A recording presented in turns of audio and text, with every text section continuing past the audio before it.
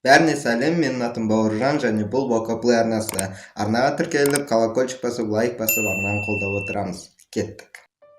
Достар, бүгін мен сіздермен адамдардың негізгі инстинкттерінің бірі қорқыныш туралы сөз қозғағым келеді. Қорқыныштың бізге пайдасы көп. Егер қорқыныш болмаса, біз баяғыда жер планетасындағы жоғалып бара жатқан тіршілік иелерінің қатарында болатын едік. Бірақ қорқыныштың кейбір түрлерінің пайдасынан зияны көбірек. Мен солар туралы айтқым келеді. Бірінші, қателесуден қорықпа. Мен университетті тастап жұмыс істеймін деп қателескен едім.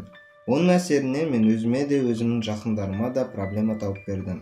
Бірақ егер мен бұл қателікті жасамағанда, мен ешқашан өмірлік сабақ алмас едім. Мен сол ресторанда жұмыс істемейтін едім.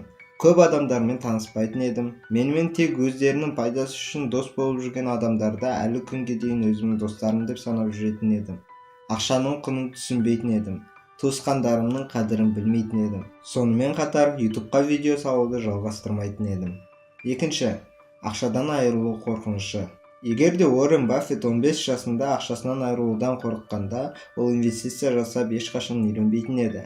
Ол әлемдегі ең бай адамдардың қатарына кірмейтін еді. Үшінші, адамдар сіз туралы жаман ойлайды деп қорқу. Егер 2015 жылы 91 тобы өзгелердің ойларынан қорыққанда, қазір кей-поп жанрында осынша көп топтар пайда болмайтын еді. Олар Қазақстандағы ең танымал жұлдыздарға айналмайтын еді. Қорқыныштан арылудың негізгі жолы сіздің әрекеттеріңіздің нәтижесінде болатын жағдайлардың ең жаманы не болатыны туралы ойлау. Мысалы, егер мені жұмыстан шығарып жіберсе, ең жаман нәтиже не болар еді? Мен жұмыссыз қаламын. Болды. Мен одан өлмеймін. Мен басқа жұмыс таба аламын. Бізді өлтірмейтін нәрсенің бәрі біз үшін пайдалы. Егер сіз болашақта болатын қорқынышты жағдайды ойлап уайымдап жүрсеңіз, осы сөздерді есіңізге түсіріңіз. Біз қорқатын нәрселердің 90%-ы ешқашан орындалмайды. Достар, егер осы видео сіздерге ұнаса, лайк басамыз, арнаға тіркелеміз, колокольчикті басамыз және достарыңмен бөлесіз. Келесі видеода кездескенше.